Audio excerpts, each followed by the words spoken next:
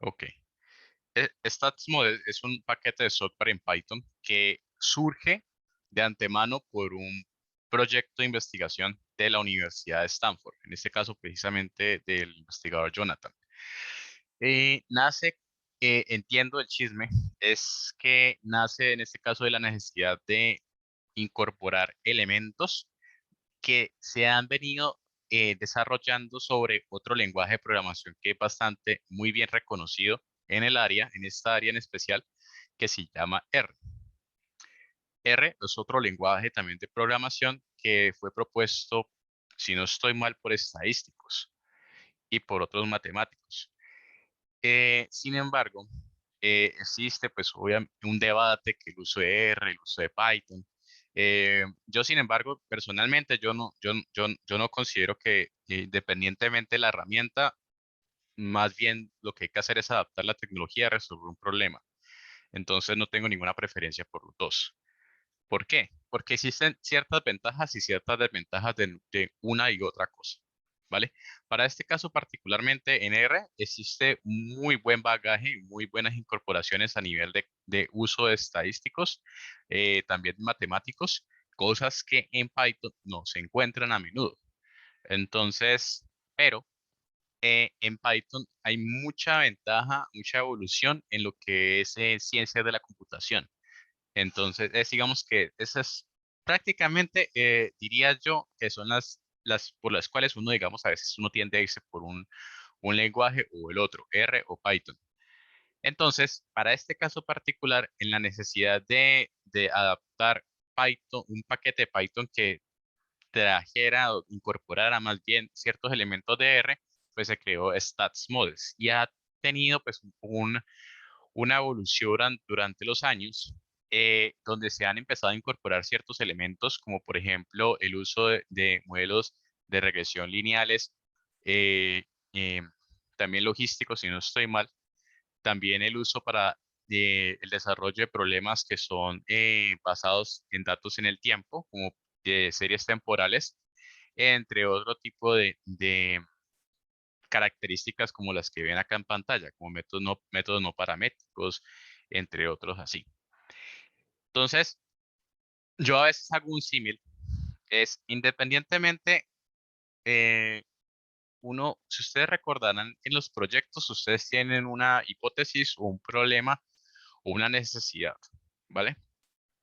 Y sobre eso ustedes definen si es un problema que se resuelve por un aprendizaje supervisado, no supervisado, semisupervisado o eh, entiendo que no sé si las he mencionado, pues aprendizaje por refuerzo. Entonces, lo que uno tiene que, digamos, es primero saber eso, después a medida que ustedes van a ir afianzándose por a medida que la experiencia van viendo, pues, cuáles son los tipos de ejemplos en los cuales se han desarrollado o se han resuelto ciertos problemas, miran cuál es la tecnología a la cual ha servido. Entonces, por ejemplo, en este caso vamos a ver, por ejemplo, el tema de series temporales con Stats Models. Van a darse cuenta que con Python principalmente existen, ya han visto, por ejemplo, el uso de NumPy, han visto pandas, después esperaría, conmigo pues intentaría que viéramos algo con TensorFlow para el tema de procesamiento de imágenes, por lo menos. Ah, y así sucesivamente. Uno empieza como, bueno, tengo tengo cierta necesidad, cual he visto cierto ejemplo en lo cual se ha implementado la tecnología, empiezo a hacer como match. Y dado el caso, pues que, pues si uno no llega a encontrar, si uno no hace ese match en principio, pues bueno, ahí está en Google, literalmente. Y como les decía en un principio, pues hay mucha ventaja que en Python hay muchas cosas, muchos ejemplos que ya se han desarrollado y que sirven para ser baseline para las cosas que ustedes necesiten. Bueno, veamos acá un pequeño ejemplo del uso de Stats Models.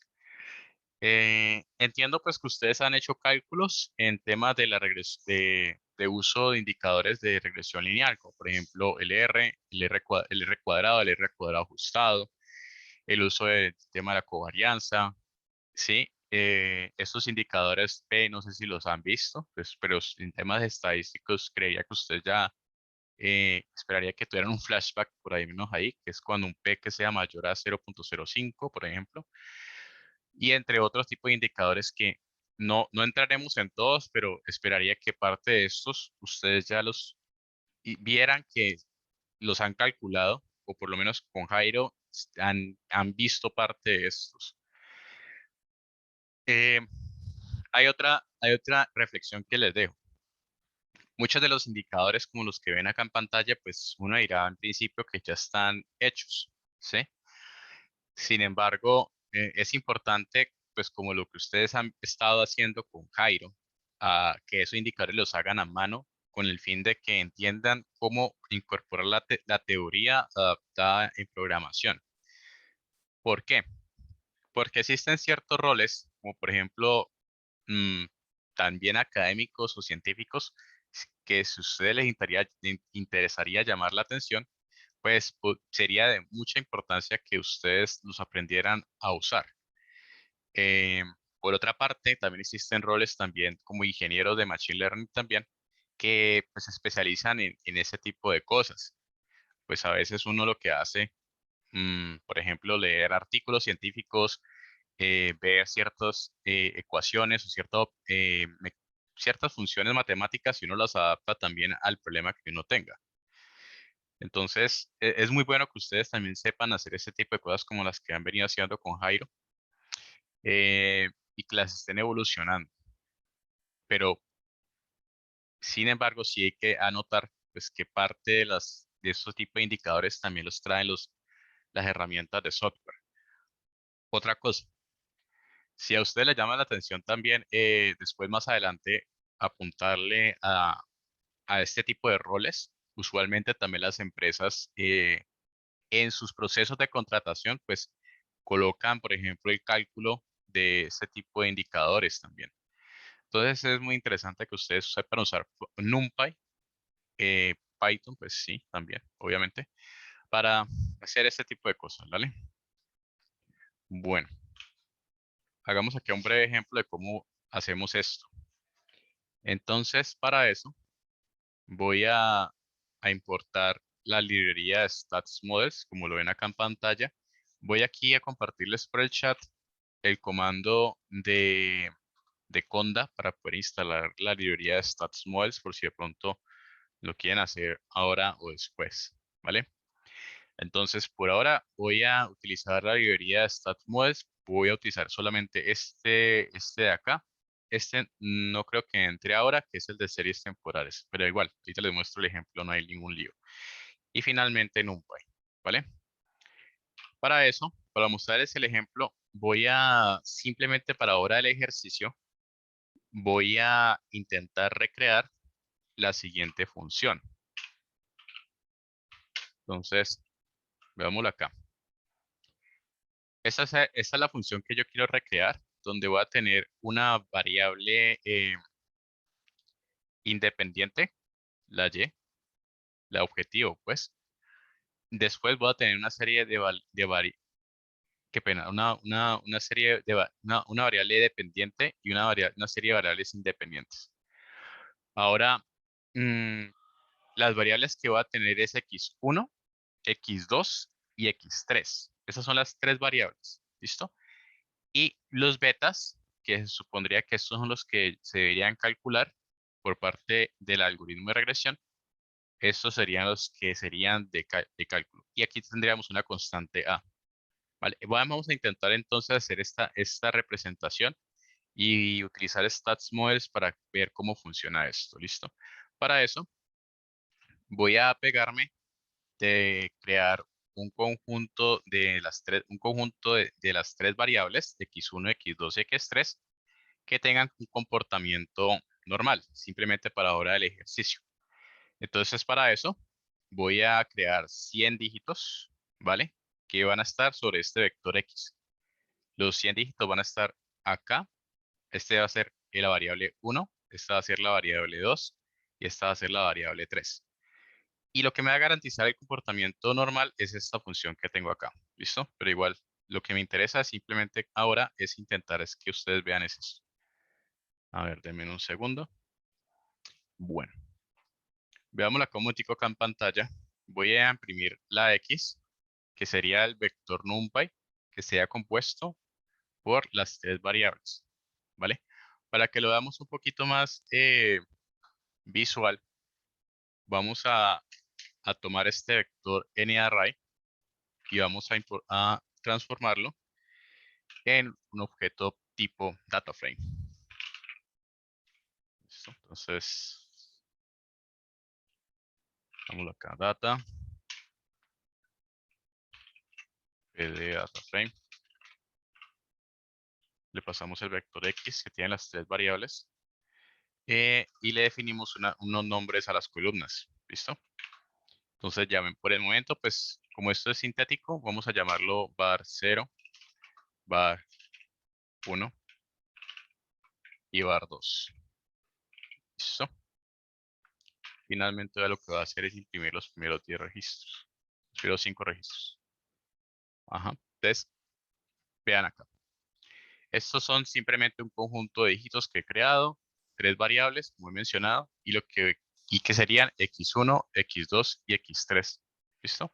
Pues hagan este símil, ¿vale? Ahora, lo que me falta es el tema de la incorporación de los betas y de esta constante A. Para eso, voy a partir de que el cálculo de los betas ya los tengo calculados. Voy a partir de que ya los tengo previamente, simplemente para ahora del ejercicio, y los voy a llamar 01, 03 y 05. Estos van a ser los betas, beta 1, beta 2 y beta 3. Y el A, este elemento que tengo acá, va a ser un conjunto de dígitos que también va a estar normalizado. 01, 6, n. Listo. Aquí ya tendría estos elementos que están acá y me faltaría calcular el y. Para eso tendría que hacer es la operación np-dots de la multiplicación, ustedes recordarán. Le pasamos el vector x, por ejemplo, que tiene las tres variables, y el beta más a. Finalmente acá tengo la y, que sería el resultado, y con esto estaría representando a esta función que tengo aquí. ¿Listo? Bueno, veamos un momentico. Voy a entonces ahora hacer el plot de este primer resultado. Para eso importamos matplotlib.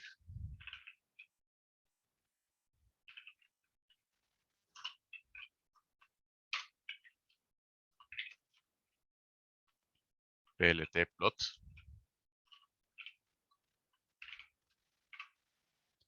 Y ploteamos ploteamos los primeros 10 registros, por ejemplo. Y llamemos el label como los datos reales.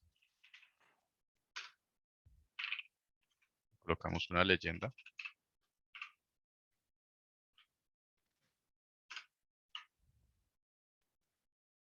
Entonces, este sería este valor y compuesto, pues digamos, por los elementos variable 0, variable 1, variable 2, más los betas y esta A que hemos creado acá. Listo, este es el gráfico, si lo queremos ver visualmente, ese Y que hemos creado, por lo menos de los 10 primeros dígitos, ¿vale? Ahora, lo que quiero es entonces, es hacer en principio un análisis antes de modelarlo, pues partiendo de las cosas que ustedes ya han intentado hacer con Jairo. Entonces, primero, quiero ver la data. O sea, estas tres variables, ¿cómo se encuentran? Si les dije ahorita el spoiler, pero sin embargo, hagámoslo un momentico. Para eso voy a ahora, en vez de Matplotlib, vamos a importar Seaborn. No sé si Jairo les mencionó, pero pues Matplotlib, por lo menos en el alias, usualmente se representa de esta manera, PLT, y Seaborn se representa SNS. ¿Listo? Vamos a plotear esta variable, esas tres variables X, ¿listo? Para verlas un poquito cómo se ven visualmente. Acá las tenemos. Vean que pues visualmente tiene como una especie de comportamiento normal. Este es un histograma, si no estoy mal. Ah, donde pues acá tenemos la variable 0, que sería este color azul. Tenemos la variable 1, que sería el naranja, y el verde, que sería la última variable que tenemos de acá de análisis. Entonces acá simplemente hemos visualizado cómo está el comportamiento tanto en nuestra variable y variable Y objetivo y las tres variables de entrada que son las explicativas. Bueno, el siguiente análisis es intentar ver la relación de estas tres variables contra la variable objetivo, ¿vale? Entonces, para eso, si ustedes recordarán, pues existe un, un indicador que les permite a ustedes ver la relación lineal entre dos variables cuantitativas. En este caso, pues sería la correlación. Entonces, vamos a hacerlo uno a uno y vamos a ver también su relación visualmente.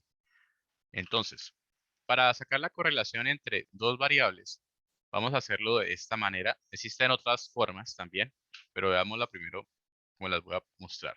Entonces, del conjunto de datos del data frame que creé arriba, vamos a llamar la primera variable var0. Y lo que quiero hacer es mirar cuál es el grado de la correlación que tiene esta variable contra la variable objetivo, o sea, es decir, x. Para eso, pues simplemente transformo y en un objeto series, ¿vale? Y calculo la correlación sobre esta variable cuantitativa también, dos cuantitativas.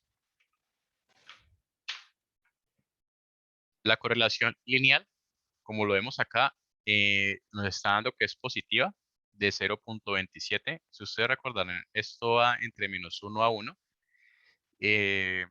Pues por ahora no es muy significativo, diría hasta el momento, así como lo estamos viendo acá. Veámoslo un poquito más visualmente. Entonces, un gráfico que les permite a ustedes ver la relación entre dos variables cuantitativas continuas es un gráfico de puntos, ¿vale? Existe en Seaborn una manera en la cual ustedes pueden hacer un gráfico de puntos y sobre este también plasmar cuál es la tendencia lineal que hay entre la relación de las dos variables cuantitativas. Eso se hace a través de rectplots. Veámoslo acá. Entonces, llamo a la variable 0 y también a y.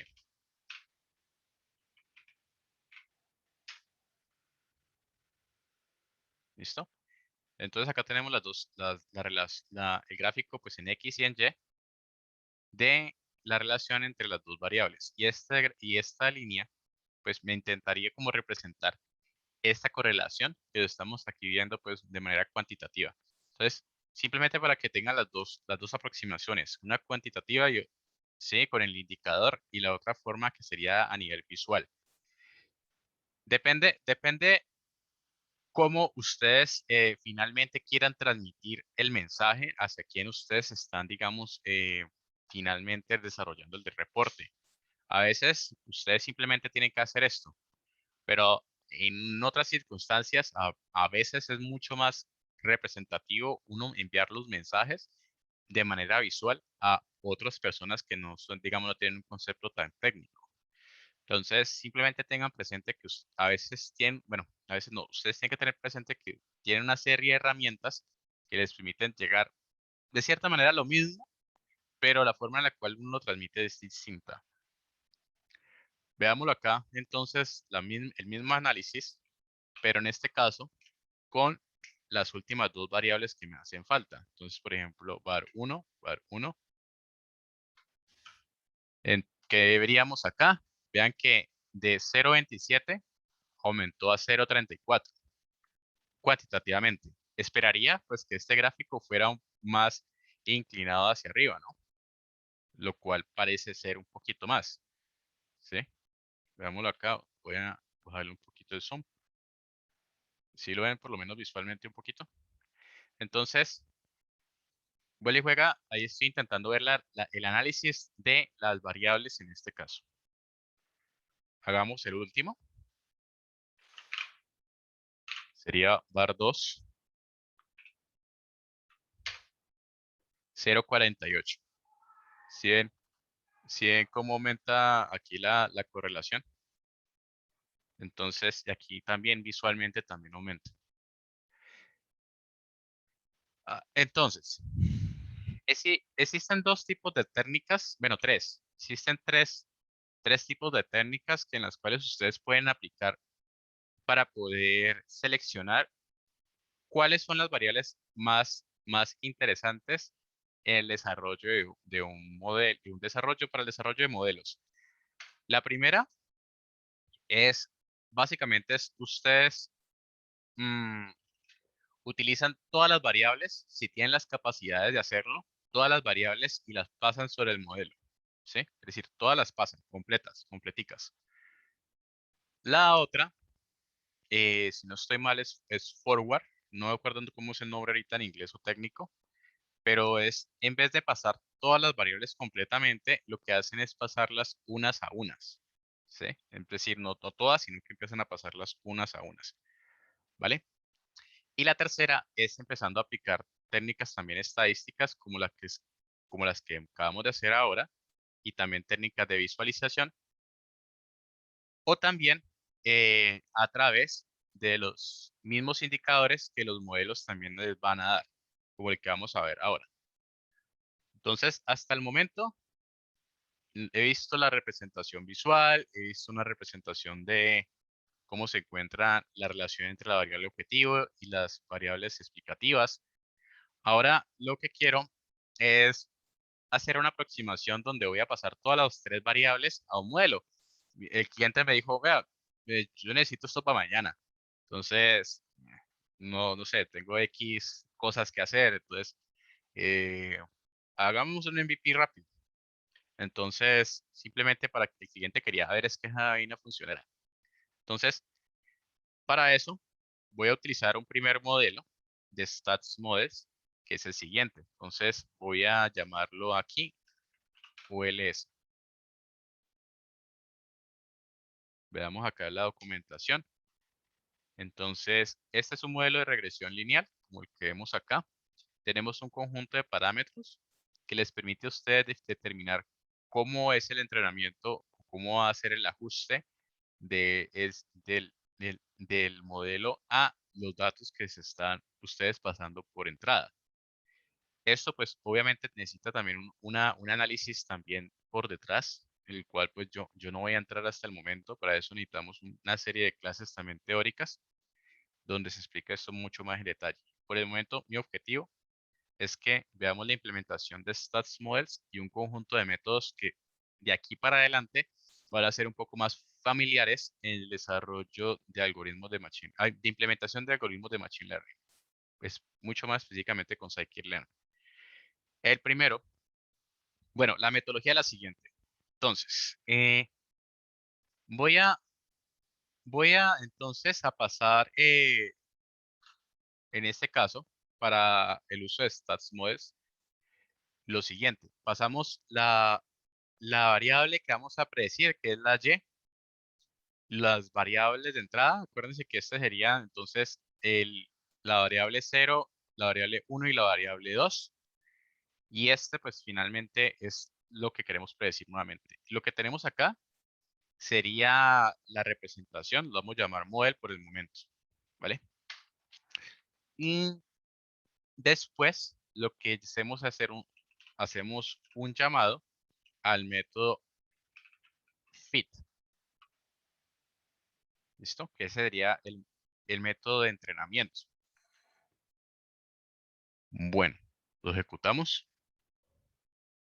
Y ahora sí podría llamar al results summary, que me daría los indicadores que ustedes ya han estado pues abordando con Jairo, que son los que acabamos de mencionar ahorita previamente. ¿Vale? Bueno, hagamos un primer ensayo, donde lo que quiero es ver cómo, cómo ha sido el entrenamiento de este modelo que he utilizado a través de este algoritmo contra una pequeña predicción y los datos reales, es decir, el Y. Para eso, vamos a pasar, vamos a jugar con la misma data, simplemente para ahora el ejercicio. Vamos a vamos a predecir, pues en este caso, yo no lo llamaría mucho predicción, sino más un tema de inferencia. Entonces, results, predict, este sería pues el modelo que hemos creado arriba. Le vamos a pasar la data de las tres variables, pero pues simplemente para ahora el ejercicio, pasémosle 10 registros. ¿Listo? Imprimimos acá predicción para ver cómo nos va. Esta sería la predicción de lo que intentamos inferir de la variable y. Vuela y juega. Les voy a mostrar un poquito acá en pantalla si de pronto no lo han entendido. Esta data de 10 que ven aquí son las 10 primeros registros de las tres variables. ¿Sí ven? Lo que estoy intentando es pasarle esas tres variables y calcular el Y detrás. ¿Vale? Ahora veamos visualmente si esta predicción contra el Y real, qué tan semejantes se ven. Entonces voy a pegarme a este mismo gráfico que hice acá arriba, este que está aquí. Voy a copiarlo y lo voy a llevar hasta abajo. Y lo único que voy a hacer es agregar un plot en el mismo lienzo que va a tener esta predicción.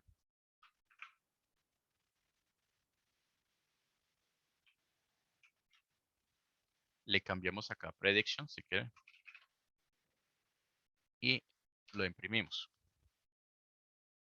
Listo acá. Entonces, vuelve y juega.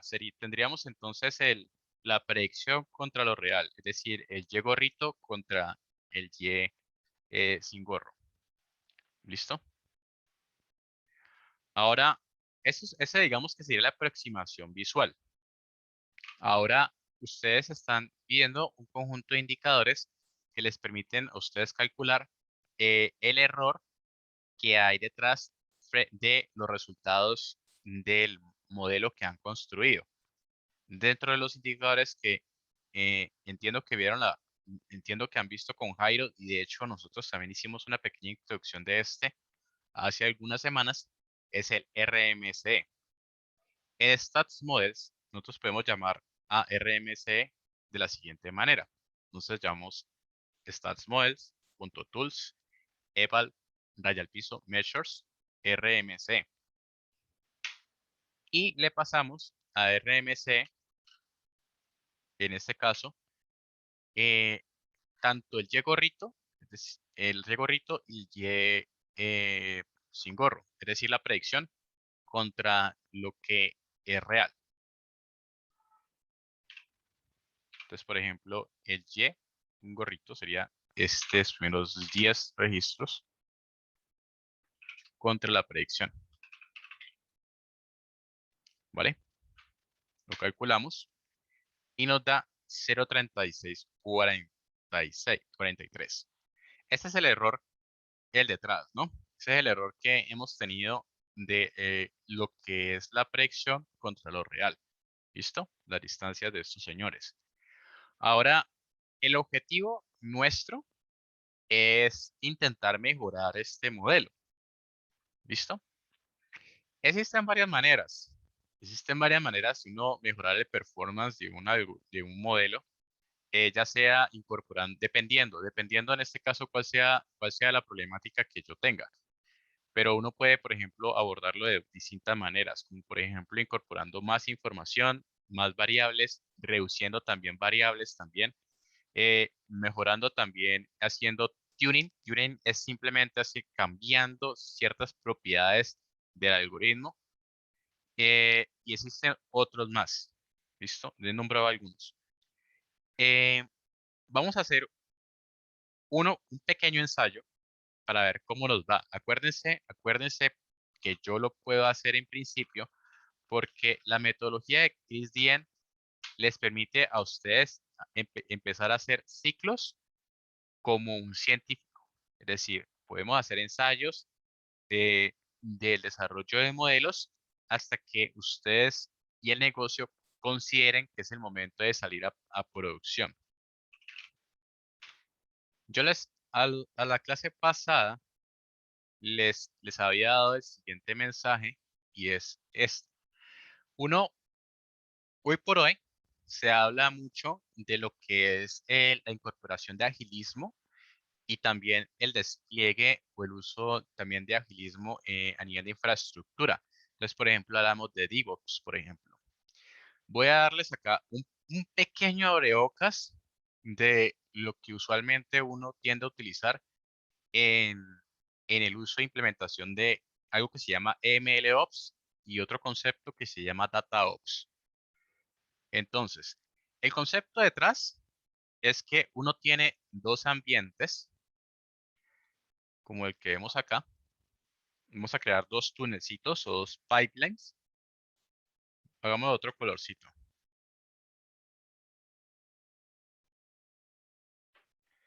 Entonces, ¿dónde, qué es lo que sucede? A ver, si ustedes recordarán, la metodología de Chris Dian es una metodología cíclica que puede repetirse una y otra vez, y solamente existirá el momento en el cual ustedes detecten que ya puede salir finalmente un modelo de software, ¿no?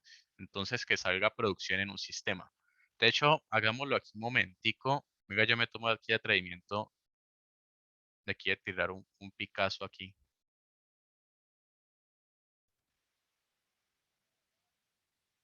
Voy acá a crear acá un nodo computacional, ¿sí?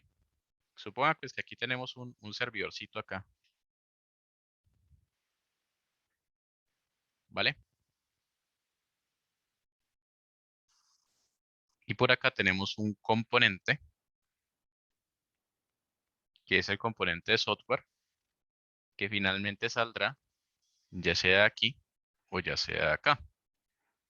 Vamos a llamarle a este ambiente el ambiente de producción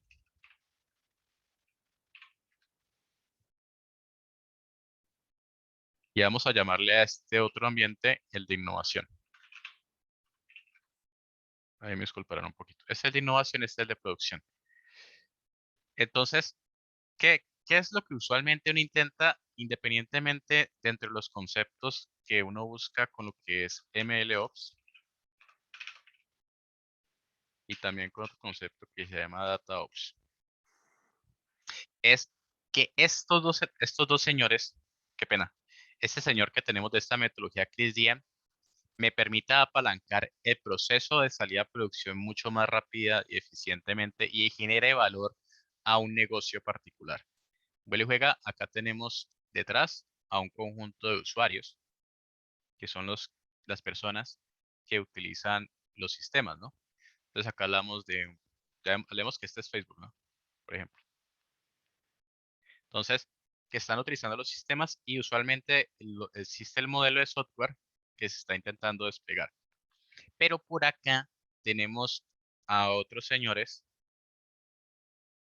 que están trabajando también en el desarrollo de nuevos modelos o nuevos mecanismos que permitan mejorar, por ejemplo, estos señores, este error que tenemos aquí como ejemplo. llegará un momento de que los científicos de datos, bueno, el grupo, pues llamémoslo desarrolladores, en este caso como un concepto de Scrum, desarrolladores, trabajan en este caso como un equipo Scrum para poder resolver en este caso un producto y que salga en un sprint, pues a producción. Ya estoy hablando de varios conceptos. Si de pronto he hecho algo que, que no entiendan del tema del uso de agilismo, me dicen, de pronto me puedo volver un poquito. Ah, entonces, acá tenemos el equipo de desarrolladores. Ustedes tendrán aquí, pues, alguien, por ejemplo, el Product Owner, ¿sí?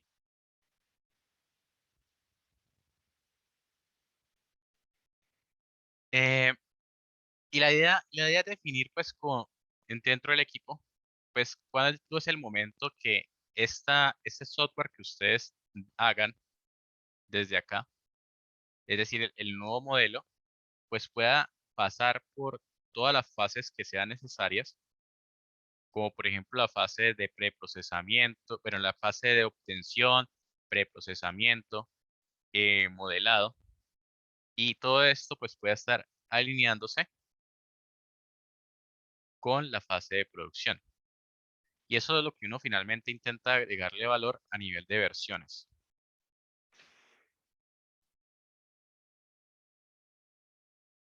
Por detrás, obviamente, esto es un concepto grande rasgos, pero es lo que uno intenta hacer, lo que yo he percibido, lo que usualmente uno intenta hacer finalmente con lo que son la implementación de MLOps y DataOps para temas de uso de Machine Learning y Data Science. Se tienen dos ambientes y sobre aquí se implementa CrisDM. Palabras más, palabras menos.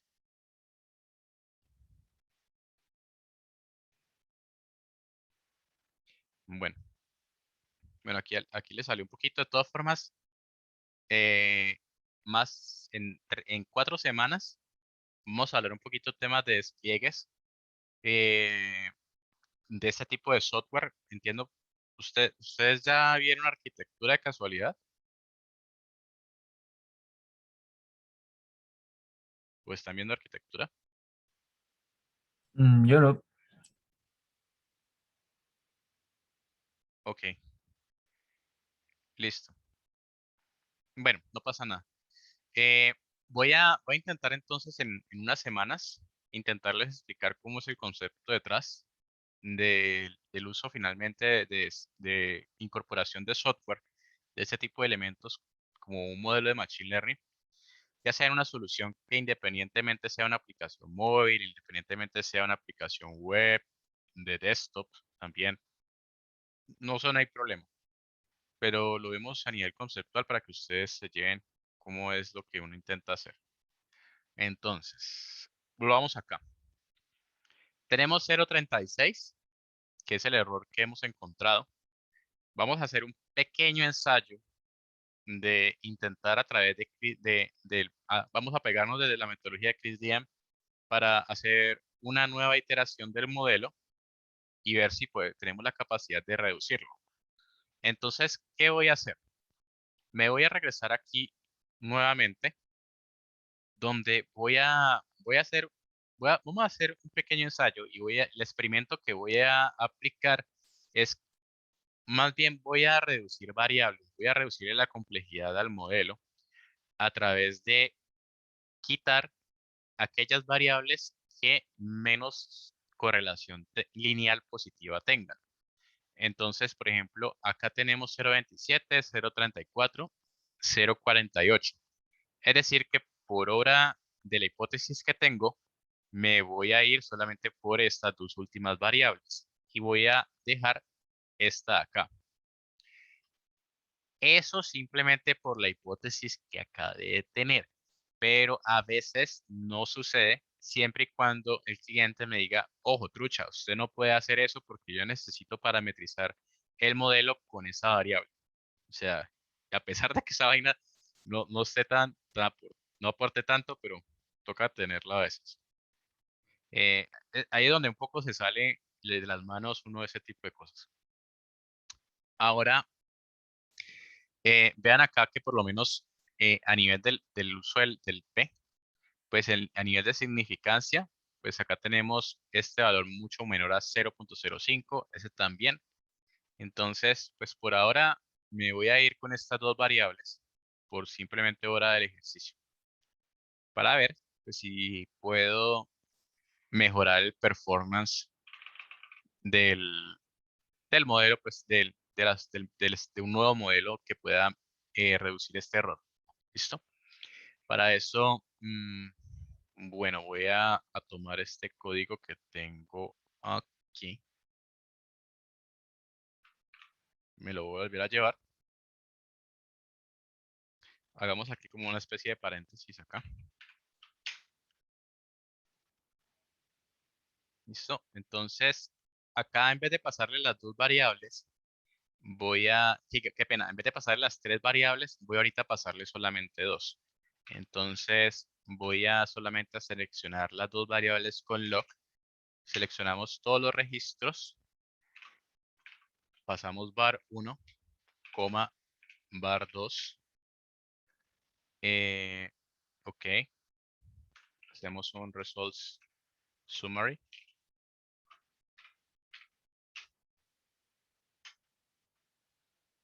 Listo. Acá tenemos las dos variables que hemos utilizado previamente. Ya, estas solamente las dos variables. Y hacemos el mismo ejercicio que empleamos ahora rato. Entonces me falta calcular la predicción nueva. Este es del nuevo modelo. Le pasamos en vez de las... Ah, sí. Bueno, acá le estoy pasando solamente las dos variables. Es decir, que no está tomando la variable 0, porque solamente estoy utilizando la 1 y la 2. Estoy usando es un hilo. Listo. Ah, bueno, aquí está bien. Aquí tenemos la predicción. Ploteémoslo a ver qué tal nos va. El mismo código que he usado arriba. Ok, entonces si quieren hagamos lo siguiente. Voy a tomar este grafiquito. Voy a cortarlo. Lo voy a pegar acá abajo. Entonces para que lo veamos aquí un poquito así visualmente, a ver si ustedes ven algo distinto. ¿Sí? Por lo menos acá, pues existe una diferencia entre este y este. Este fue el que acabamos de pegar. Ah, pues parece que es acá. Sí, entonces sí hay una diferencia por lo menos a nivel visual de cómo está la predicción contra lo real. Ahora hagamos el cálculo a través del RMC. Listo, entonces el mismo código que tenía arriba, 0.35. Bueno, ¿cómo nos había ido antes? Entonces este es el nuevo, 0.35 contra 0.36. Es decir, que bajamos casi aproximadamente un 0.01. ¿Listo? Esta es una de las maneras de uno intentar bajar el error de un modelo, ¿vale? Aquí hemos hecho un primer ensayo de cómo hacer mejoras. Uno dirá a veces que 0.05 no es muy significativo, pero cuando el 0.05 representa mucha plata para una compañía, ya empieza a tomar relevancia. Cuando, por ejemplo, hablamos de problemas críticos, como por ejemplo análisis de, no sé, digamos una anomalía de un sistema crítico, una persona, por ejemplo, monitoreo cardiovascular o algo así, eh, también en salud cobra mucha relevancia. Entonces, simplemente hacer a veces reducir fragmentos tan pequeños toma mucha relevancia en un negocio. Obviamente depende. ¿Listo? Entonces, aquí hemos hecho un pequeño ensayo de un modelo de regresión lineal. Hemos aplicado el concepto de correlación de dos variables. Hemos intentado pues, reducir la complejidad del modelo. Solamente quitando una variable, vimos que bajó un poquito el error. Y bueno, aplicando pues la metodología un poquito de Chris Diem.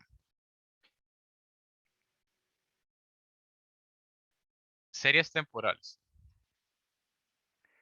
Series temporales, a diferencia de la regresión lineal o las regresiones lineales que hemos visto previamente, la serie temporal parte de que existen datos que están relacionados con el tiempo. Entonces, les coloco unos escenarios. Lo que uno parte de en principio es que existe un patrón que suele repetirse o adecuarse a ciertos periodos en el tiempo, haga la redundancia, como por ejemplo las ventas de una compañía que vende juguetes. Entonces, yo no soy experto en ese tipo de cosas, pero mi intuición me diría que una compañía de juguetes tiende a vender mucho más en ciertas temporadas, como por ejemplo en diciembre. Por ejemplo, en Colombia yo creería que en diciembre y en Reyes, ¿vale? Y además, si le agrego un factor un poquito más geográfico, podría crear series temporales un poco más específicas, como por ejemplo para regiones o ciudades. Entonces, si de pronto yo hiciera una serie temporal para el mismo problema de los juguetes, pero que yo previamente capté que hay una tendencia de que los niños, bueno, digamos, voy a decir algo que no necesariamente es verdad, pero digamos que en Cali hay muchas más tendencia de los niños que cumplan años, por ejemplo, los meses de junio y digamos que septiembre, ¿sí? Entonces ustedes captaron eso a nivel del tiempo. Esto sería, la X sería las fechas y la Y sería una variable cuantitativa, una variable con fechas, una variable cuantitativa. Entonces, lo que uno intenta es hacer análisis a nivel de fenómenos en el tiempo. Por ejemplo, eh, un proyecto de grado pasado que yo tuve hace un año y medio, no recuerdo exactamente, nosotros hicimos el análisis de la predicción bueno, hicimos el desarrollo de un modelo para la predicción de casos de dengue.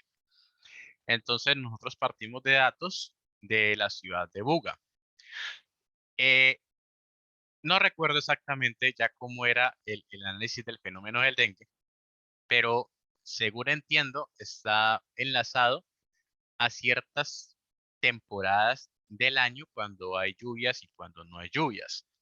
Entonces el mosquito pues tiende a incrementarse mucho más y a su vez pues los casos de dengue tienden a aumentarse. Eso creo que eso fue el análisis que llegamos de ese proyecto y le implementamos ese análisis dentro de los datos geográficos de la ciudad de Buga en ciertos barrios y lo que podíamos hacer el cálculo de en qué fechas podrían presentarse ciertas cantidades de casos de dengue, ¿vale?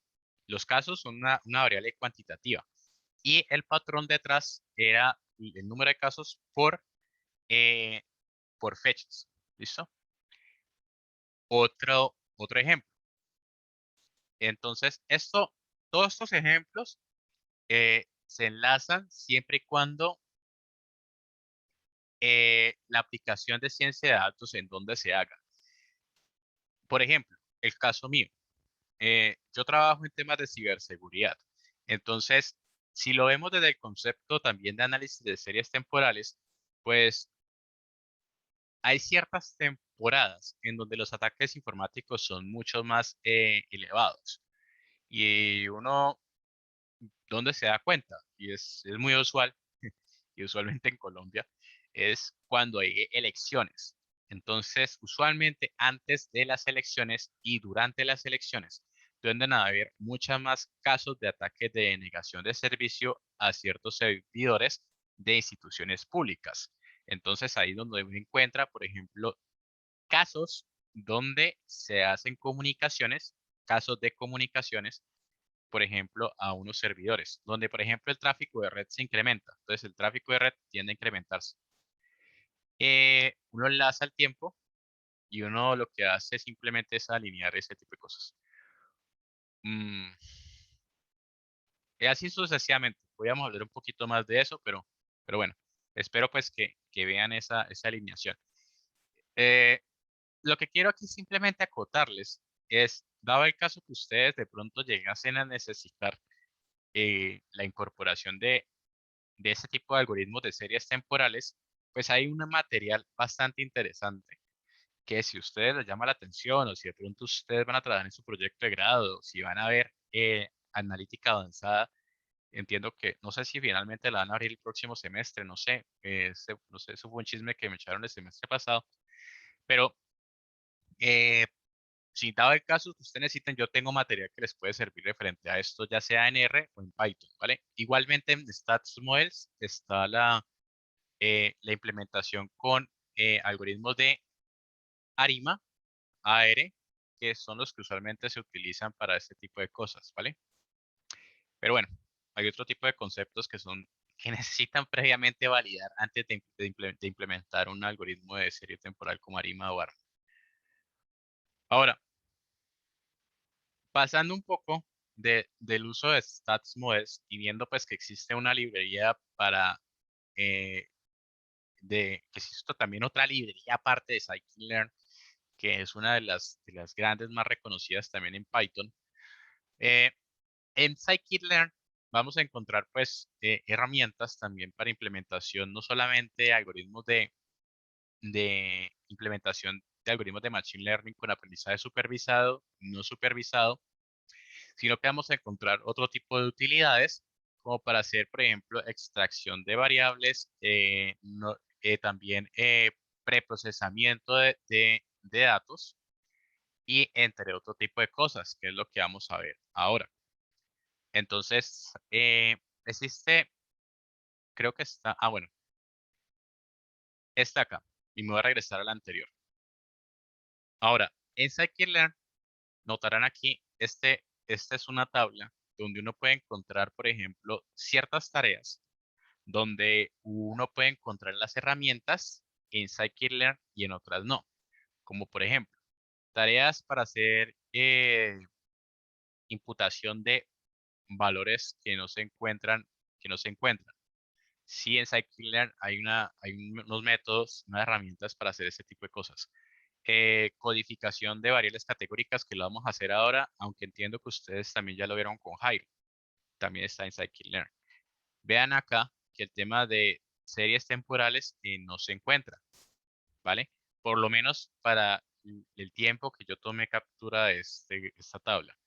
No se encuentra el uso de series temporales, pero en Status Model sí hay un conjunto de herramientas que les van a permitir a ustedes abordar ese tipo de problemas. Ah, y así sucesivamente. Ahora me regreso nuevamente a este slide. Hay un concepto que vamos a hacer un Hello World. Espero pues que el tiempo me dé para llegar hasta allá. Pero la idea es que veamos un poco el uso de la implementación de ingeniería de variables, donde la idea es intentar, en principio, encontrar las mejores variables dentro del conjunto de datos que les permita a ustedes mejorar el desempeño de un modelo, reducir la complejidad computacional y la necesidad de los datos y mejorar la interpretabilidad de los resultados. Prácticamente hicimos algo de eso. Ahorita lo que vamos a hacer algo parecido, pero pues hay otro tipo de herramientas más adicionales que se utiliza también en ingeniería de variables. Y es más, hay una mucha más especial que es el contexto del negocio, que en la ingeniería de variables sirve demasiado. Entonces, ahora sí, pasando a este slide. Dentro de la parte de preprocesamiento de datos, uno tiene que siempre analizar los distintos tipos. Por ejemplo, recordarán, nosotros tenemos variables que son categóricas y variables que son numéricas, ¿vale? Para, por ejemplo, hacer una representación de datos categóricos a datos numéricos, existen dos tipos de técnicas. La primera es label encoding y la segunda es one code encoding. Entonces, en label encoding lo que se busca, por ejemplo, en este caso, es colocar un valor cuantitativo a cada uno de los valores que se encuentra en la variable categórica a la cual yo quiero hacer la transformación. Entonces, tomemos este ejemplo. Tenemos acá que price, rooms son dos variables cuantitativas y neighborhood es una variable categórica y esa es la que queremos transformar a través, hasta el momento, de label encoding. Entonces, el concepto de label encoding lo que me va a decir es que cada una de las variables les va a colocar un dígito. Entonces, por ejemplo, en este caso, tenemos Queen Annie, que se le ha colocado acá el dígito 1. Fremont, ¿sí? Se le ha colocado el dígito 2. Y Wallingford se le ha colocado el dígito 3. Vean acá que tenemos otro Fremont, pero pues ya el dígito ya se encuentra representado de esta manera. ¿Listo? Ahora, esta representación del uso de label encoding y one hot encoding, que ya lo vamos a ver en unos cuantos slides, uno tiene que saber en qué momento usarlo. Es decir, no es muy adecuado uno, por ejemplo, hacer label encoding como lo que estamos haciendo aquí, cuando uno tiene muchos valores en una variable categórica y cuando uno va a utilizar esa variable transformada cuantitativa que tiene datos de un rango que puede ser muy alto, cuando uno está implementando algoritmos como por ejemplo que se basan en distancias. Entonces, lo que uno intenta ahí es colocar una variable con mucho peso si no se le ha hecho un buen tratamiento previamente. Y lo que podría en este caso es colocar un ruido frente a las otras variables, como por ejemplo las que podríamos tener acá en la parte de aquí. Eso es simplemente un ejemplo, pero que podrían generar un ruido. Entonces, lo que usualmente se recomienda es más bien usar la otra manera, que es el one hot encoding, que sería este que tenemos acá. Entonces, en one hot encoding lo podemos hacer de varias maneras en el uso de Python y a través de scikit-learn también. Veamos el primero. Entonces, aquí está el código, pero hagámoslo un momentico entonces acá para, de paso, traerles una serie de experiencias que he visto y que en los estudiantes suele pasar, o también cuando uno está iniciando suele suceder. Entonces, voy a traerme la data, que es este diccionario que tenemos acá, y ahora vamos entonces a llamar al primer transformador. Vamos a llamar ahorita transformador. Entonces, from scikit-learn feature extraction import dict vectorizer. ¿Listo? Entonces, muy parecido a lo que se hizo ahorita con StatsModes, uno va a empezar a encontrar ciertas similitudes con scikit-learn. Es decir, usualmente uno cuando importa el transformador o el algoritmo de Machine Learning, lo que uno tiende es a crear un objeto en principio de la clase que se está importando. Entonces, por ejemplo, en este caso, llamémoslo acá vec transformador.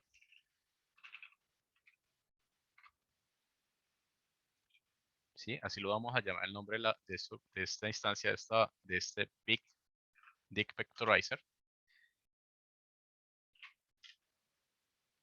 Y simplemente para objeto del ejercicio, pues yo lo que voy a es parametrizar este objeto para cuando se transforme la variable categórica implementando one hot encoding, los datos no queden como una especie de objeto tipo sparse. Sparse simplemente es una representación compacta de variables binarias, ¿sí? Ceros y unos, pero es mucho más compacta en memoria. Entonces lo que quiero aquí decirle al Deep Vectorizer es que no quiero que me lo compacte de esa manera, sino que quede como un objeto tipo NumPy. Entonces, dtype int. Ahora, uno va a encontrar dos tipos de métodos. Vamos a usar uno de estos. Entonces, llamemos a Vec transformador y voy a llamar a fit transform. Ya les explico qué se va a hacer. Entonces, le pasamos data fit transform y lo ejecutamos y vemos el siguiente resultado. Bueno, vamos a utilizar un siguiente método para ver qué significan cada una de estas columnas, que se llama get feature names. Ahora sí, este get feature names lo que me va a traer es cuál es la representación que tiene a nivel de variables o columnas cada una de estas que se han puesto. Porque ustedes notarán aquí, vean que esto que está acá corresponde a este señor que llama price. Y estos valores que tenemos aquí corresponden a rooms. Entonces, si nos regresamos acá, tenemos acá lo siguiente. Les voy a dar la interpretación. Entiendo pues que Jairo ya les habló algo de esto, creo, pero igual repasémoslo. Entonces, veamos acá que se ha creado una primera columna que se llama Neighborhood Fremont, que representa a este valor de esta variable que tenemos acá. Entonces, adicionalmente, tenemos 1, 2, 3, 4 registros, pues que son estos señores que tenemos acá arriba. ¿Listo? Entonces, tomemos el primero, este que está aquí. Lo que nos dice acá es que en neighborhood el valor es Queen Annie. Entonces, si me regreso acá, tenemos un 0 que corresponde al valor en Fremont. Entonces, sabemos que neighborhood es Queen Annie, pero no es Fremont. Entonces, por eso se le coloca un 0.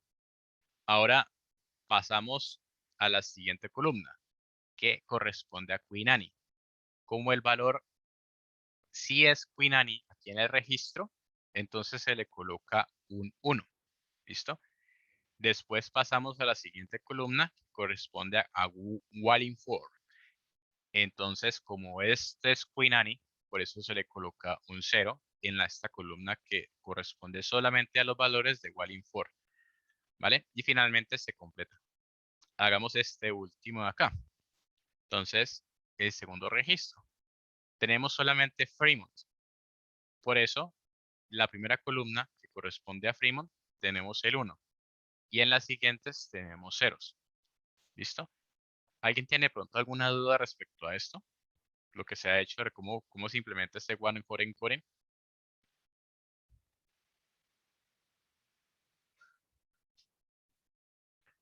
Bueno, entonces, ahora, ustedes van a encontrar una serie de métodos que son importantes que se van a empezar a ustedes a encontrar, valga la redundancia, aquí en adelante. Entonces, el primero, que de hecho está ahí en pantalla, bueno, de hecho, vemos un segundito, pero luego coloquemos, implementamos One Label Encoding, que fue el que vimos en el slide, y este, que es One Hot Encoding.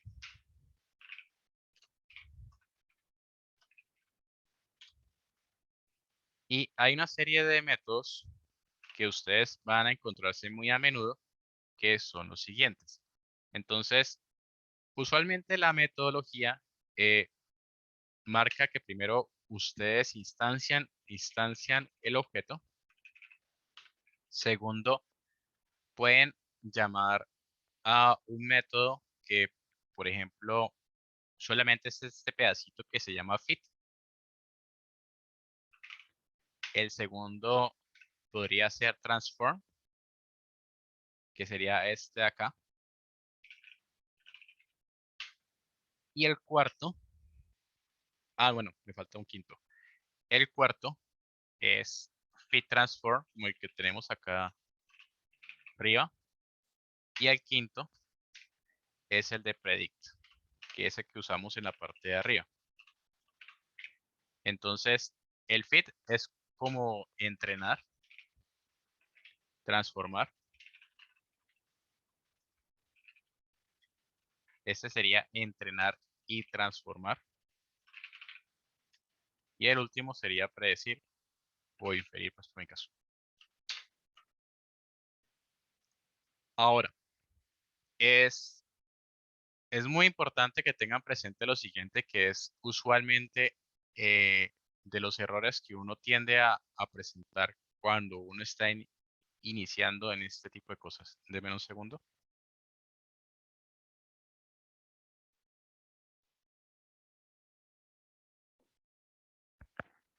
Listo. Existe un error que uno tiende a cometer y no pasa nada, pero pues es muy normal. Vean que acá yo estoy construyendo el transformador y de una vez estoy transformando, ¿sí? Ahora, supongan, por simplemente, meramente el ejercicio, que vamos a tener una nueva cantidad de datos que lo vamos a llamar testing, ¿vale? Esta nueva cantidad de información pues va a tener una serie de registros nuevos que va a estar acá, donde vamos a tener, a ver, denme un segundo, coloquemos dos.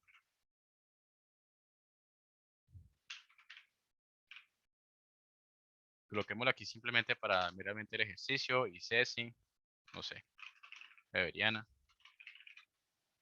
Acá coloquémosle 2, 4, 7. Listo. Simplemente para el ejercicio he agregado dos registros nuevos a un dataset que lo hemos llamado testing, ¿vale?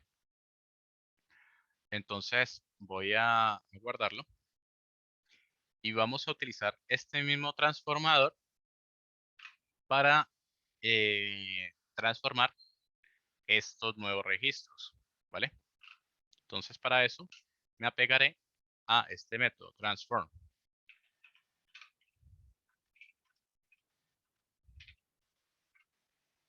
Le pasamos data testing. Entonces, ¿ustedes qué notan? ¿Quién se atreve a decir qué está sucediendo acá frente al nuevo dato, a los nuevos datos que estamos incorporando frente al transformador que creamos con los datos llamémosle entrenamiento si quieren decir? ¿Quién se atreve a decir que por qué esto está en ceros?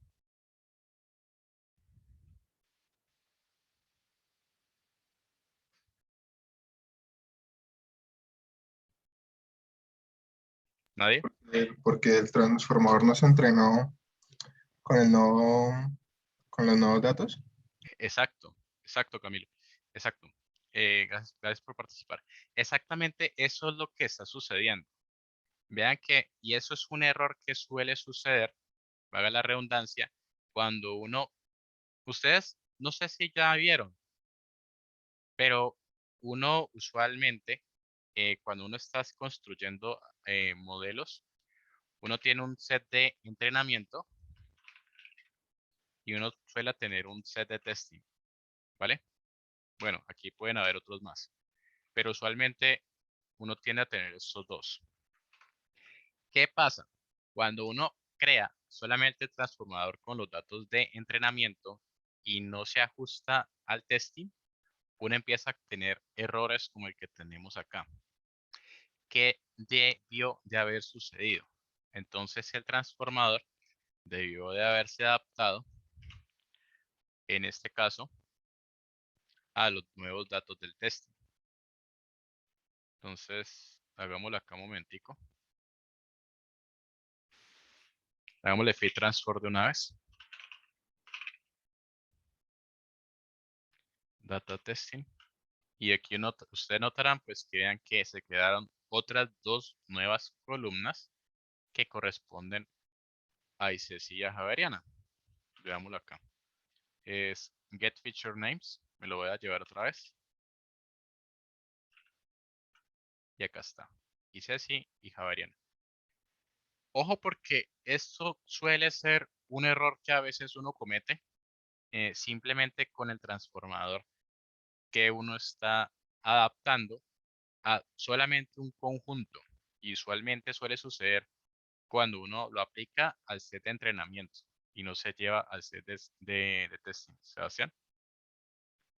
Sí, también, eso también sucede cuando, por ejemplo, recuerdo que con el label encoder de scikit-learn, cuando ve que, o sea, cuando uno entrena eso para darle como números a valores categóricos por cada variable, cuando se transforman otros datos en los que no están esos valores categóricos, suele no reconocerlos. Claro, Entonces uno también tiene que tener como otra categoría para los nulos a veces. claro, es que no, gracias Sebastián por el aporte. Es que el concepto acá es que ustedes cuando tienen un set de datos, llámenlo en este caso de entrenamiento, pues, el transformador se ajusta en este caso al set. Y aunque ustedes pueden dejarlo abierto. Existe un parámetro que les permite a ustedes también dejar el transformador abierto por dado el caso que pasen ustedes un nuevo set de testing, ¿sí? Pero cuando uno no lo deja abierto, suelen suceder este tipo de errores como el que tenemos acá. Y sucede muy a menudo. Entonces, si no lo vemos solamente con datos, si no lo quieren ver con datos categóricos, véanlo con datos eh, numéricos. Entonces, por ejemplo, supongan que ustedes están normalizando un conjunto de datos que parte o transforman, ¿sí? Un conjunto de datos que tienen este comportamiento, pero después ustedes reciben después en otro set de datos un comportamiento totalmente distinto, ¿sí? Entonces, acá aplicar el mismo criterio que se usó aquí frente a este set de datos, acá no es muy adecuado. Entonces, téngalo presente y a veces sucede. Ahora, bueno, listo. Veamos. Bueno, aquí vimos el One Hot Encoder. Lo vimos con Deep Vectorizer. Ahora, con Scikit-Learn también, como les digo, existen varias formas de hacerlo. Vimos una que es esta. La otra es que dentro del paquete preprocessing también está One Hot Encoder y también está el de Label Encoder. ¿Listo? Entonces, hagámoslo aquí brevemente, simplemente para que ustedes vean que también se puede hacer de otra manera, pero es el mismo concepto. Entonces, a ver, denme un segundo. Para eso, ya vamos voy aquí a tomarlo de mis notas. Vean acá que tomamos preprocessing, one hot encoder y llamamos al otro que es label encoder, ¿vale? Lo mismo, lo mismo que hicimos en la parte de arriba, declaramos los dos objetos, instanciamos los dos objetos, los dos transformadores, one hot encoder, lo hemos en este caso pasado la variable porque no sea tipo sparse, y acá el label encoder, ¿vale? Hagámoslo uno a uno para ver cómo nos va. Entonces, en este caso, bueno, no sé si notaron, vean acá que el mismo algoritmo, él detecta que solamente le aplicó a la variable categórica, ¿no? Si tuviéramos más, también se hubiera aplicado a esas, para que lo tengan presente. Y otra cosa que también les recomiendo es, primero, hagan una selección de las variables categóricas a las cuales ustedes desean aplicarle el transformador, dependiendo cuál necesiten, ¿vale? Es decir, ustedes primero hacen el filtro y sobre eso aplican el transformador que sea necesario. Bueno, ahorita sí, regresando acá, vamos entonces a aplicar el label encoder, que ese no lo hemos visto. Entonces le voy a dar LE, fit transform, y juega, entrenamos y transformamos ahí mismo a los datos y le pasamos la data frame,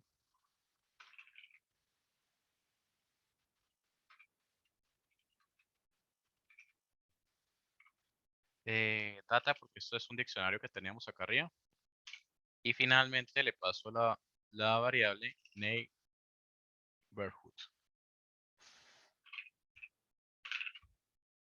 ¿Está bien? A ver.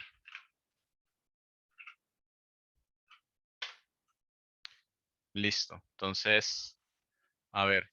Ah, ok, no está bien. Acá tenemos, bueno, como era data, bueno, de hecho, hagámoslo un momentico porque acá está acá arriba. Voy a hacerlo con el data testing para que no tenga que subir hasta arriba. Vaga la redundancia, discúlpenme. Entonces, acá estoy creando un dígito por cada uno de los valores que tenemos acá. Vean que, a ver cómo se implementó LE. LE. Sí, está bien. Entonces, se puso por lo menos. ¿Dónde está? Aquí está. Ok, entonces Fremont es el que se repite, se le colocó el dígito 0 y 0. Inició con el 3, que es para Queen Annie. Después inició Wallingford, que se le colocó el 4. Después inició Isesi con el dígito 1. Y finalmente Javariana con el dígito 2. ¿Vale? Entonces, vean acá que es lo mismo que usamos en la parte de arriba, pero con el Dict Vectorizer, pero con Label Encoder, y este es el resultado. Bueno, el que me falta es el One Core Encoder, pero sin embargo es el mismo resultado que vamos a tener en la parte de arriba. Entonces sería enc, lo mismo. Si quieren hacemos acá con fit transform. O no, hagámoslo de otra manera. Hagámosle fit. Y después le damos transformar. Para que vean que se puede hacer de las ambas maneras. Entonces le pasamos acá. Data frame. Data. Qué pena, profe. Ve, otra cosa que de hecho creo que es lo más importante de esos errores de hacer fit con los de entrenamiento y con los de test es que eso puede producir algo que se llama data leakage. Y es que si uno entrena o si uno, o los datos que uno utiliza para entrenar están influenciados o contienen información acerca de los datos de testing, entonces puede que ocurra como esa filtración de datos, entre comillas, que haga que el modelo sea o parezca mejor en los de test cuando en realidad ya tiene información sobre ellos. Sí, claro, ese es otro concepto que también puede suceder y es uno de los problemas que sucede, valga la redundancia, con este tipo de implementaciones en el uso de ciencia de datos. No, totalmente válido. Ese es un problema que suele. No, de hecho, Jairo no se lo ha mencionado, por eso no lo había tocado. Creo que todavía no, creo que, bueno, ahorita estamos viendo como las métricas y todo ello, pero creo que todavía no lo he mencionado. Ok. O bueno, listo. Pues de todas formas es un muy buen criterio. Gracias, Sebas, pues, por la anotación. Ok. Listo. Bueno, esta parte aquí hicimos un fit y o sea, lo que quiero mostrarles es que acá hacemos fit y transform, es decir, entrenamos y una vez transformamos, lo que voy a hacer acá simplemente es entrenarlo y después si haría el respectivo transform con la misma data que tenemos acá. ¿Listo? Entonces, es para que vean que finalmente uno lo hace de esta manera. Hay otro tema que no lo he tocado, pero se los voy a traer en unas semanas más. Pero de todas formas, si quieren, indaguen. Pero obviamente, Esto, cuando uno cierra aquí, esa vaina se borra, es decir, todo se borra finalmente de memoria RAM. La idea es que al final de cuentas, ese tipo de objetos que también uno los construye a base de los datos, pues también persistan en memoria. Entonces, eh, la idea es que ustedes puedan también, este tipo de objetos los almacenen también en archivos que puedan ustedes también importarlos después más adelante, ¿vale? Sin embargo, pues cuando veamos la parte de modelos, pues lo podemos hacer independientemente con las varias maneras de uno poder almacenar, instanciar este tipo de objetos en archivos binarios. Ah, ok, listo. Ingeniería de variables, variables de texto. Bueno, en, en el procesamiento de natural de lenguajes o también de texto, la idea es que los textos que representan a un documento o un tweet o, bueno, básicamente bueno, el texto que ustedes estén analizando, ustedes al final de cuentas lo puedan llevar a una representación cuantitativa que sea mucho más procesable, si le podemos decir así, por un computador. Entonces, existen mecanismos también en scikit-learn que les van a ustedes permitir es empezar a hacer transformaciones eh, de ese tipo de, de datos, ¿vale? Entonces, en primer caso, está este que se llama el count vectorizer. Entonces, hagámoslo un momentico, voy a hacerlo acá en código porque hay una cosa que sí me gustaría que viéramos y que en el slide no está. Entonces, voy acá a hacer una separación. Y bueno, supongan, quisiera que pensaran, sí, exacto, o sea, es el pico job o joblib. Creo que hay otros dos más, no recuerdo, pero que les permiten a ustedes crear los archivos, los objetos que ustedes tienen aquí en archivos que persistan en memoria. Estos básicamente los guardan y después los cargan con un punto .load. Sin embargo, después vemos con unos ejemplos. Entiendo que existen unas ventajas entre Pickle y Joblib y entre otro. No recuerdo ahorita el nombre exactamente, pero lo podemos ver mucho más en detalle. No hay lío. Ahí está, Sebas lo escribió por el chat. Bueno, retomando acá. Supongan que estos registros que tenemos aquí, este 1, 2 y 3, supongan que son documentos. El contexto técnico que uno le hace cuando está haciendo análisis de procesamiento natural de lenguajes es que uno usualmente está analizando documentos como por ejemplo PDFs, si lo quieren decir así. Básicamente un documento tiene muchos caracteres. ¿Listo? Suponga que este es un documento, este es otro documento y este es el tercero. ¿Vale? Ahora, lo que quiero es acá, en principio, llamar al count vectorizer, que también pertenece a la librería feature extraction. Vuelve y juega. Noten, primer paso, creamos el objeto. Segundo, estamos haciendo el fit transform, pero les repito, lo pueden hacer de esta manera. Ahora, lo hago así simplemente es porque me está ahorrando más tiempo. Fit transform, es decir, entreno y de una vez transformo los datos. Lo ejecutamos.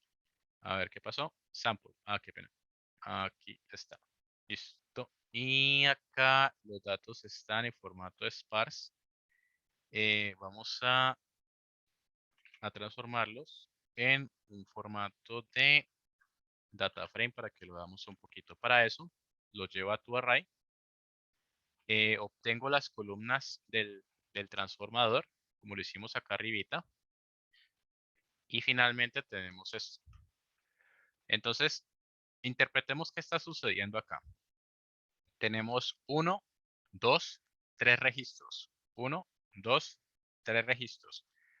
O 3 documentos. ¿Qué se está intentando hacer? Vean que Cada texto representa una variable o una columna del data frame que estamos creando. El count vectorizer lo que está intentando hacer es contar cuántas veces una palabra está sucediendo en un documento. Entonces, por ejemplo, tenemos acá que evil sucede solamente una vez. Acá, dentro de este, no aparece horizon, sí aparece la palabra off, aparece problem, pero no aparece queen. ¿Listo? En el segundo registro sí aparece evil, no aparece horizon, tampoco off ni problem, pero sí aparece queen. ¿Listo? Entonces, simplemente para ahora el ejercicio, voy a crear una nueva palabra, llamémosle queen y queen 2. Démosla con queen mayúscula.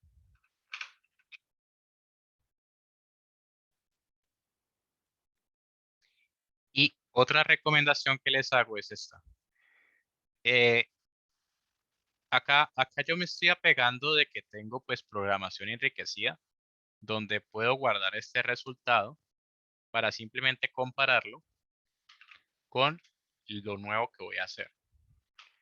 Y sin perder, pues digamos que esta comparación, ¿vale? Pero esto simplemente es como para aprovechar este tipo de cosas. Bueno, vean aquí que tenemos. El count vectorizer, pues en principio por sus propiedades, por defecto, pues él independientemente toma las que son mayúsculas o minúsculas. Vean acá que tenemos 3 veces queen. Acá en el segundo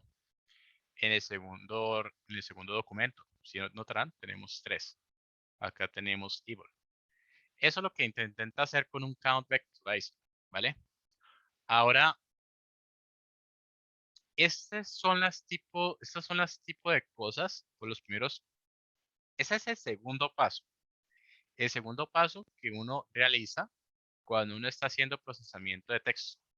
El primero, quien nosotros hicimos, bueno, de hecho, hicieron algo parecido, que es hacer preprocesamiento de texto, como por ejemplo llevar los textos a minúsculas, eliminar tags, eliminar URLs. Hicieron algo ya un pequeño acercamiento, pero el segundo paso que viene después es hacer este tipo de cosas, que lo que representa es el vocabulario y la frecuencia de las palabras que se están creando en los documentos que yo estoy analizando, ¿vale? Cuando yo tengo las posibilidades después, más adelante, de colocarle una etiqueta aquí, como por ejemplo el valor del sentimiento, como por ejemplo el sentimiento de los tweets, yo podría decir, bueno, con base a una combinación de palabras, yo sé cuándo un tweet es positivo y cuándo un tweet es negativo. O cuando, por ejemplo, el comentario está enlazado, por ejemplo, al número de estrellitas de un comentario que se haga a un blog, por ejemplo. Eso se empieza a enlazar con finalmente el objetivo que puede ser categórico también, o aprendizaje supervisado, y acá tendríamos una representación numérica de los datos en texto. Existe una segunda manera de hacer representación de texto, que lo que intenta es quitar el peso a aquellas palabras que más han aparecido en solamente una cantidad mínima de documentos. Es decir, que intenta es ver las palabras en sí como un todo en todos los documentos que estamos analizando. Para eso existe esta transformación que se llama TF-IDF, ¿vale? Esperaría, o bueno, Term Frequency Inverse Document Frequency, ese es el nombre completo, ¿vale? Esperaría, aunque no es parte del objetivo del curso, pero esperaría antes de finalizar los laboratorios, traerles ejemplos de procesamiento natural de lenguajes como con esto implementado y con el tema de de incorporación de redes neuronales profundas para temas de procesamiento de texto, de imágenes, por lo menos para que veamos la otra dimensión. Pero acá lo que se está haciendo es lo siguiente. Vean aquí que a diferencia del anterior, que es un contador, lo que se está intentando es ver es cada una de las palabras, como en este caso, como una probabilidad en este caso. Entonces, como les decía, tenemos en principio, importamos la clase, instanciamos el objeto, llamamos al método FitTransform o Fit, ¿vale? Después lo que estamos haciendo acá es muy parecido a lo que hicimos en el anterior ejemplo, pero tenemos esta representación. Lo que les digo, estos valores, como por ejemplo este 0.79, que si no estoy mal es Queen, pero tiene un valor tan elevado es porque aparece solamente una vez en el documento. A ver, ¿cuál es otro? Denme un segundito, me regreso acá. Queen, Evil. Ok, Evil aparece dos veces me aparece una vez en dos documentos. Evil. Ok, tiene 0.51, 0.60. Es mucho menor que en este caso 0.79. Y 0.68 también es menor. Problem. Problem aparece también dos veces. Vean acá. Entonces es por eso que este valor es mucho menor que aquellos que solamente aparecen una sola vez en, en muy pocos documentos. ¿Listo? Esa es la otra manera en la cual pues uno lo que intenta hacer es básicamente, como les digo, es ver cuántas veces aparece la palabra, pero viéndolo como un todo en todos los textos que se están analizando. Esa es la importancia de este transformador en sí. Después lo vemos con otra aplicación, pero bueno, no pasa nada. Ahora veamos este ejemplo. ¿Qué estoy haciendo acá? Tenemos una variable X y la variable Y. Este es el plot detrás de estas dos variables que tenemos este comportamiento. Ahora, existe un mecanismo que me permitiría a mí transformar o más bien crear un espacio de dimensión en una variable que se desprende del comportamiento de los datos que estoy analizando. Entonces, en principio, si nosotros, por ejemplo, creáramos un modelo simple de una regresión lineal, pues tendríamos el siguiente resultado. Entonces, veamos aquí qué estoy haciendo. No sé si ya han visto esto, pero pues les adelanto como el spoiler de la película, dado el caso que no lo hayan visto. Pero lo que estoy acá es llamando a un algoritmo de regresión lineal, ¿sí? A vean acá, lo mismo, igualito. Bueno, omitan este pedazo si quieren, pero instancio el objeto, ¿vale? Después a este mismo llamo después al método fit, que va a tener las variables que son las explicativas, y esta que sería la variable objetivo, que es la y, ¿vale? Después, simplemente por obra del ejercicio, hacemos predicción del mismo X y finalmente ploteamos eh, los datos que tenemos acá, que son estos puntos que teníamos previamente, y estamos ploteando el resultado de la predicción contra los datos de la variable, pues básicamente de entrada, o la variable explicativa X. ¿Qué notamos? Vean acá que el resultado del modelo, pues en este caso hacer una regresión lineal simple, pues nos está dando el siguiente resultado. En principio, pues visualmente, pues nosotros podríamos decir en principio, pues que obviamente el modelo no se adapta muy bien a los datos de entrada. Vean aquí que estos son los datos que tenemos acá, estos puntos. Entonces, existen varias maneras en las cuales uno podría optimizar eh, una solución para que se adapte a ese tipo de comportamiento de datos. La primera es, bueno, yo podría utilizar un hiperparámetros de la regresión lineal. Podría, por ejemplo, utilizar otros algoritmos de Machine Learning que sean mucho más especializados y que no sean adaptados a temas de datos que sean sensibles a comportamiento lineal. Tercero es crear una variable que se adapte a este comportamiento que hasta el momento pues tendría un comportamiento polinomial. Entonces, para eso, pues, esto lo estoy obteniendo simplemente porque lo estoy viendo visualmente. Ahora, cuando yo me refiero al comportamiento de la adaptación la adaptación polinomial, es porque existe una clase que se llama Polynomial Features, que lo que se hace en este caso por detrás es recibe los datos de entrada X y lo que hace es crear una representación que permita al modelo adaptarse a ese comportamiento de entrada de los puntos que no podía hacerlo linealmente. Entonces, ¿qué se está haciendo acá? Llamamos a Polynomial Features.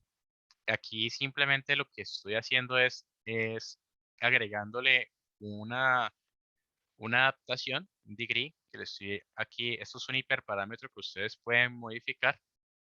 Le estoy, bueno, que no me incluya el bias, es decir, ningún sesgo detrás. Estos son hiperparámetros que ustedes pueden jugar, pero veamos ahí simplemente como para explicar el ejercicio, cuál es el resultado. Listo, ese es el transformador, ¿vale? Creamos el transformador que se llama, pues por ahora se llama poly, que es el objeto. Lo entrenamos, fit, raya al piso, transform, con los datos iniciales X. Sebastián. Ah, sí, lo del Polynomial Features lo que hace es que si le das un grado de 3 y decís que no incluye el bias, entonces te va a coger los features y te va a hacer, la primera columna van a ser los x normal, luego la segunda va a ser x al cuadrado, luego la tercera x al cubo y así según los grados que le des, pues. Ujú. Sí, lo que como mencionaba, está creando una serie de variables adicionales para que en este caso el modelo de regresión lineal pues se adapte a estos nuevos datos que tienen este comportamiento que está acá visualmente. No, súper. Por este lado. Entonces, fit transform, tenemos esta nuevo, que son las variables pues que Sebastián mencionaba, son las nuevas.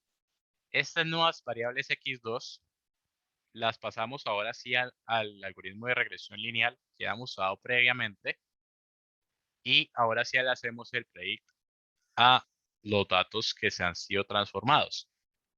Vean acá qué resultado que tenemos acá, que a diferencia del anterior, que es simplemente esta línea completa, pues ahora el modelo tiene la capacidad de adaptarse, obviamente no con toda la perfección pues que uno no quisiera de cierta manera tampoco, eh, a los datos de entrada. ¿Listo? Entonces, hasta ahora hemos visto pues varias herramientas hasta el momento. La otra es esta que tenemos acá, que es el simple imputer, que les permite a ustedes corregir pues los datos o los valores que no tienen registros, los registros sin valores, ¿vale? Ya vimos en otra clase que se puede corregir de otras maneras, pero también en Scikit-learn también están. Ahora me quedan 12 minutos. Dado el caso que faltando 5 no termine, mm, dejo el ejemplo para la próxima clase. Ahora, quisiera utilizar varios conceptos para simplemente intentar abordar este dataset que corresponde a un reto o un ejemplo que está en Kaggle. Kaggle, les recuerdo, es una plataforma que fue adquirida por Google, donde en el cual ustedes pueden encontrar mucho material en tema de ciencia de datos, como por ejemplo retos, por ejemplo tutoriales, eh, ¿qué más? Código también, entre otro tipo de cosas, y datasets, obviamente. Ahora, principalmente, este dataset, o lo que se busca con este, es intentar predecir, es la fuerza que en este caso se presenta a nivel del concreto. Para eso, pues tenemos un conjunto de propiedades que vemos acá como las variables que son las explicativas, que me van a permitir intentar predecir esta variable objetivo, que es una variable cuantitativa, que la vemos acá. ¿Listo?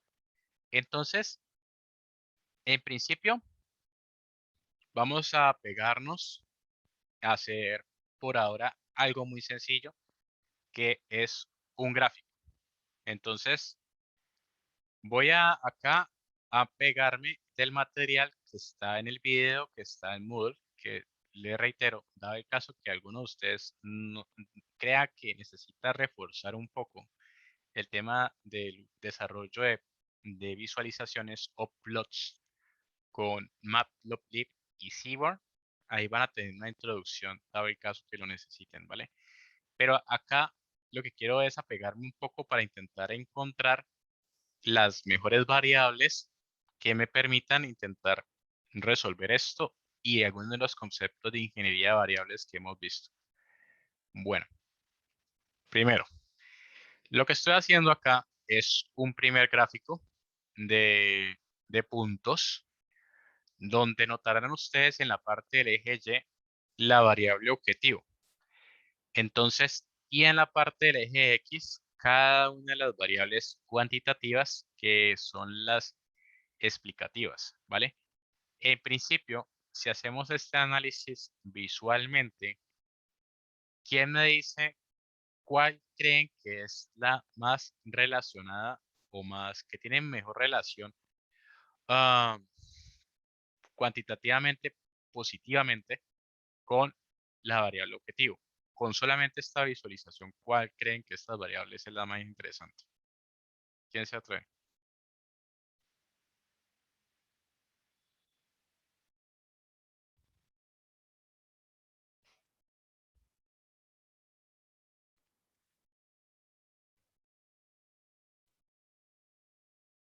¿Nadie?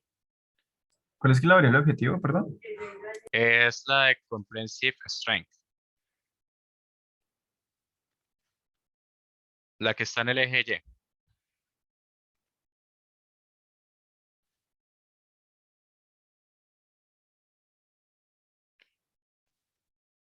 Bueno, Vale, pues mira, a ver, yo veo que el cemento tiende a crecer de forma positiva con ella. Y también de pronto la de Super Plasticizer. Bueno, la de Super Plasticizers, hay como muchos outliers y hay como mucho ruido, pero sí, yo diría que la del cemento crece más o menos, tiene una correlación más o menos positiva. exacto. No, exactamente esa es la apreciación. Y eso es ese análisis que Sebastián acabó de hacer rápidamente, uno solamente lo hace con una visualización. Entonces, acá lo hemos visto con un plotcito a través del análisis que Sebas ha mencionado. Entonces, vamos a centrarnos solamente en esta variable de acá, ¿vale? Veámoslo acá. Ahora, eh, Willy juega, me remito al material que está en el video, pero uno a través de una visualización, uno puede utilizar propiedades estéticas de de un diseño, como por ejemplo el color, el tamaño de los puntos, las figuras de los puntos, para poder incorporar varias variables en un mismo gráfico. Entonces, en este caso, estoy llamando a Seaborn y estoy intentando utilizar la misma visualización que vieron previamente, pero he agregado una tercera variable que se llama flyHash, ¿vale? Entonces acá en principio pues vemos acá que existiría pues por acá así rápidamente una especie de clúster aquí, pero visualmente con algunos acá otros puntos que se empiezan a alejar que son más en esta incorporación que tenemos aquí. Pero eso todavía no es muy válido. Sí, eso lo vimos simplemente visualmente. Ahora, ¿qué sucede si más bien me apego a un poco a ver, eh, no, más bien, antes de hacer el análisis del negocio, vamos hasta ahora a crear un primer modelo, que es decir, voy a usar la aproximación de que voy a utilizar todas las variables y voy a ver cómo me va finalmente al modelo. Eh, este es otro spoiler. Entonces, acá estoy utilizando un árbol de decisión tipo, bueno, un conjunto de árboles de decisiones que se llama, el algoritmo se llama Random Forest. Y este de acá es un tipo que permite predecir datos cuantitativos. Existe también Random Forest para problemas que son para datos, para problemas de clasificación, ¿vale? A este criterio que le estoy pasando es el MAE, que es el mismo que utilizamos ahorita previamente en el otro, en el primer ejemplo que dimos. Esto lo vamos a ver más en detalle después, más adelante. Esperaría pues cuando también Jairo les introduzca un poco más las técnicas de evaluación y de entrenamiento y evaluación, pero solamente quiero que veamos esto. Aquí tenemos a través de este algoritmo que hemos entrenado y hemos evaluado este error que es de 8.39, ¿vale? Ah, me quedan 4 minutos, entonces creo que alcanzo a terminar la idea. Voy a crear 3 nuevas variables que se van a enlazar a que se van a enlazar a unas operaciones entre variables. Entonces, por ejemplo, vean acá que estamos calculando el ratio del agua que corresponde a los valores del agua divididos al cemento. Acá tenemos otras también relacionadas, por ejemplo, a esta operación que tenemos acá y esta otra. Lo que vemos aquí visualmente de estas 3 variables nuevas que he creado, vean acá que por lo menos muy parecido a la primera variable que analizamos previamente que tenía un comportamiento positivamente lineal, vean acá que tenemos un comportamiento negativamente lineal, por lo menos visualmente. ¿Listo? Vean que estas 3 variables se han creado, pues puede ser a partir de cómo, en este caso, se ha entendido el problema de cómo se calcula esta variable de comprehensive strength a nivel de cemento. Pero eso solamente lo explica es el negocio o el problema al cual ustedes están abordando. Por ejemplo, en mi caso, el tema de ciberseguridad, que yo lo tengo muy bien afianzado, pues digamos, durante estos años. Si utilizo solamente estas 3 variables, noten la diferencia entre lo primero y este gráfico. Vean acá que aquí hay algo mucho más contundente, donde tenemos 1, 2, 3, 4 variables en un solo plot, donde vean acá que tenemos la relación positivamente lineal y además como cada uno de estos puntos cambia a nivel de sus colores, a nivel comenta de la comprensión del cemento y también el tamaño del, en este caso de cada uno de estos puntos que tenemos acá. ¿Sí lo ven? Este es uno de los tantos ejemplos y finalmente el error termina reduciéndose de 8.3 a 7.8. Bueno, finalmente ya en la próxima semana iniciamos con el tema más de lleno de Machine Learning. Esto simplemente es un pequeño abrebocas. Me quedan 2 minutos. El día de ayer me cortaron así de puro carepastel en la clase antes de finalizar este ejemplo, pero bueno, les agradezco pues ahora sí por la participación. No sé si hay un último comentario o algo más que quisieran indagar. Si no, ya nos veríamos la próxima semana. Les agradezco pues enormemente su tiempo. Si no tienen ningún comentario, entonces ya daríamos por cerrado.